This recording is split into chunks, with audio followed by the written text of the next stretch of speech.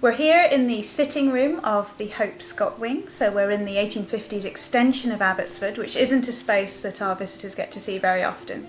And we're here for a very special reason, to celebrate this lady above the fireplace just behind me. Today, the 2nd of October, is the 165th birthday of Mary Monica Hope Scott and then Maxwell Scott when she marries in 1874. She was Scott's great-granddaughter and really carried the torch in terms of her historical writing and her publications, very much in the mould of her great-grandfather. The portrait we have of Mary Monica probably shows her around the time of her marriage, and perhaps it was part of a set of two in the companion piece of her husband, Joseph Constable Maxwell, has since been lost. And if you look closely, there is the slightest hint of a chinoiserie or a Chinese pattern behind. So it is my best guess and hope that it's painted in the drawing room of Abbotsford. And much like her mother, Charlotte Harriet Lockhart, who then becomes Charlotte Harriet Hope Scott, she has something about the lower face and the chin and mouth area that does remind me visually of depictions of her great-grandfather, Sir Walter Scott. Mary Monica was born in 1852, just a year before the death of her uncle, and in 1853, when this happens, her mother then becomes the custodian of Abbotsford, and they restyle themselves as the Hope Scotts. So none of this extension that we're sitting in today existed at the time of her birth.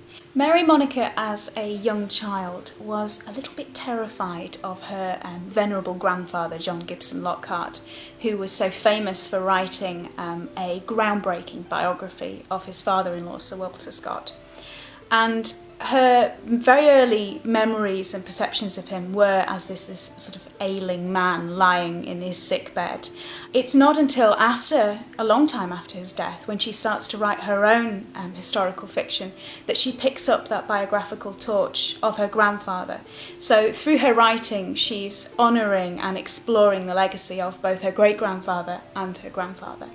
It's in the 1890s that Mary Monica starts to publish historical works, and that activity continues right the way through into the final years of her life. So she's active for a 20-25 year period, and she's publishing works firstly on Abbotsford, and we'll come to this in just a second, but also on the lives of historical personages, sometimes female characters that she feels have been underplayed in the historical record, but more often than not, female Catholic martyrs. So she has her Catholicism colours her particular interests and perceptions of history. So figures like Mary Queen of Scots, Joan of Arc, are her particular focus, and she produces a string of biographies through these years on those characters. Mary Monica was also a game changer for her passion and devotion to this house and the collection. And what she does in 1893 is publish something that's heavily inspired and coloured by an unpublished manuscript in the Abbotsford collection, Reliquiae Trotscosiensis, which is Scott's own unfinished account of his collections and his home. And at that time it was completely unpublished, so Mary Monica had sole access to it. And she uses it to inform this beautiful work, Abbotsford, the Personal Relics and Antiquarian Treasures of Sir Walter Scott. She underplays the significance of her scholarship here, and she says that the success of the work is largely down to the beautiful illustrations by William Gibb. I think she's doing herself a disservice there.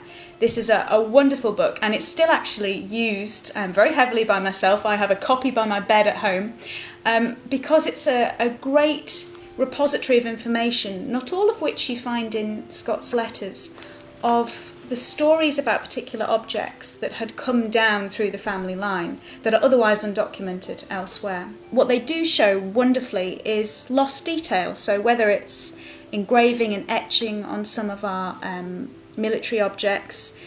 Also, you get beautiful examples of lost colour. So this is the Napoleon blotter, which we have in our octagonal case in the library.